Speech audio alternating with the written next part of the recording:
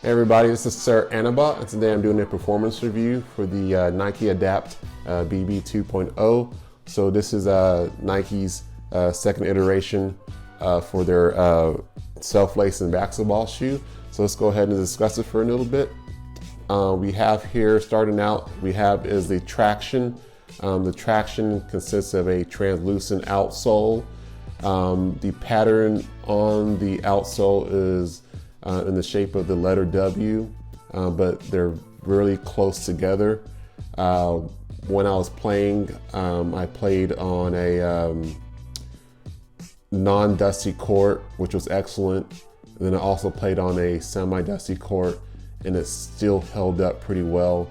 What I really liked about the pattern was that I was able to perform my moves in and out, and I didn't have any type of issues, no slippage at all. I was concerned that since it was translucent, the compound was gonna burn through pretty quickly, but it didn't, and it held up pretty well.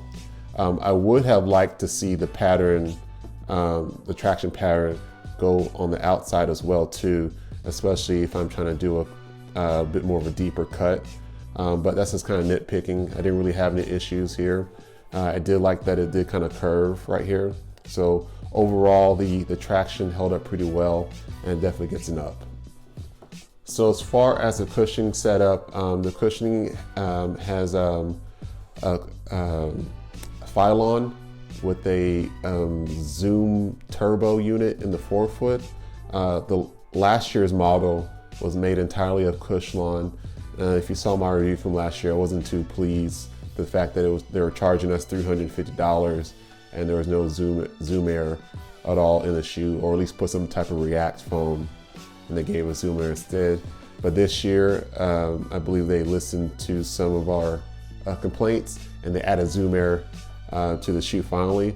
I wish they would have added Zoom Air into the heel. That would have been an excellent setup, but it is what it is. In terms of the heel cushioning, it was really hard out the box, so it does take some time to break in.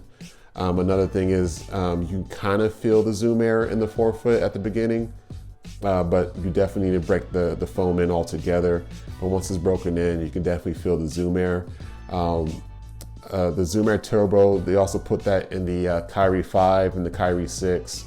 I do remember feeling the Zoom Air a bit more in the Kyrie 5 and the 6, but I think the reason why I don't feel it as much is because I believe they added more of protective foam for this shoe, since it does have a motor that they are trying to protect. But overall, the cushion setup was really good. You really can't go wrong with Zoom Air.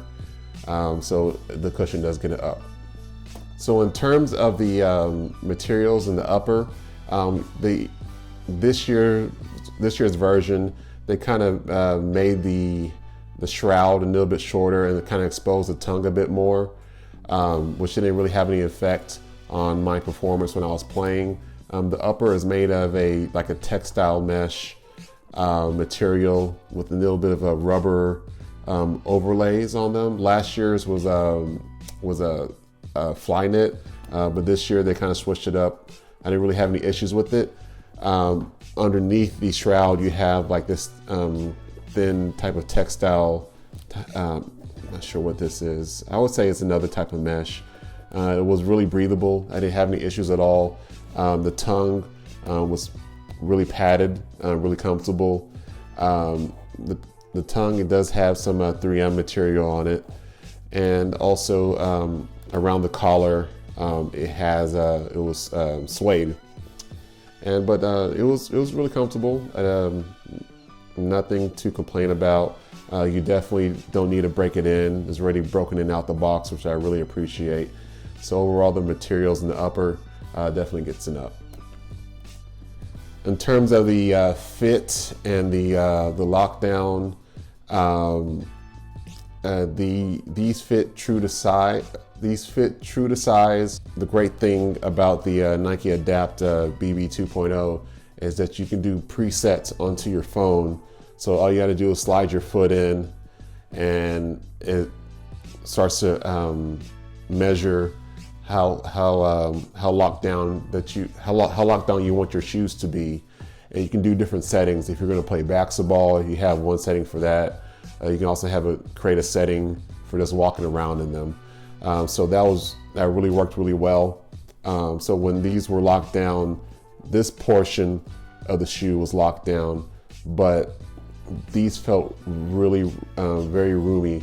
My feet in the forefoot had a lot of room, so it felt kind of uneven when I was playing, which was kind of a weird feeling. So this has excellent lockdown in the mid portion of the foot, but in terms of the forefoot, I wish they would have added some extra these cables here to the forefoot, so you can have additional lockdown feel when you're playing.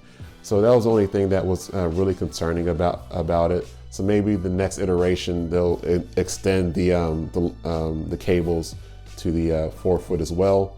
But in terms of support, you also have this heel counter, which is made of a bit of a rubber.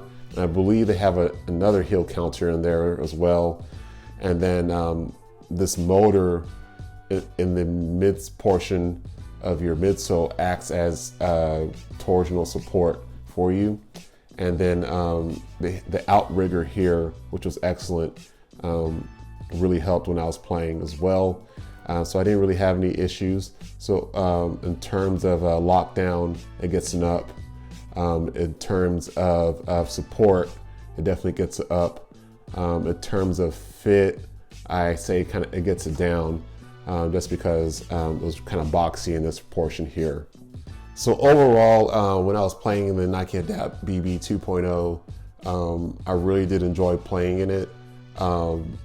The traction was on point. I really liked the traction. The cushioning was really great. Not great, but it was good. It was adequate. Definitely get the job done. Definitely gets an up. The materials in the upper was a great combination of suede, leather, and textile materials. I was really comfortable in these. The lockdown was on point. Definitely can't go wrong with the lockdown. Only the fit was just a little bit off, especially with the boxy area. The heel to toe transition also was really good. So I was really pleased. Nike did say that they did work on the heel to toe transition a bit more compared to the last iteration that came out last year, and it definitely shows. It is slightly heavier than ones of last year. You may not notice it when you're playing, but when you do sit idly by, when it's idle time, you will definitely notice it. These retail for $400, so it's definitely up to you if you want to purchase these. I hope that my review gives you some type of insight if you're still on the fence on purchasing them, but they're definitely a really good basketball shoe. There are definitely lower price point basketball shoes out on the market, so just keep that in mind. But if you really do like innovation, you definitely and you do like performance of your basketball shoes, these are not too bad to hoop in. Anyways, if you have any suggestions or comments, please leave them below, and please like, share, and subscribe to this YouTube channel. I greatly appreciate all your support and your comments. Any type of criticism, I'm always looking forward to get better as well too. Anyways, I'm Sir Anaba. I just want to thank you for taking a look at this video. You guys have an excellent day.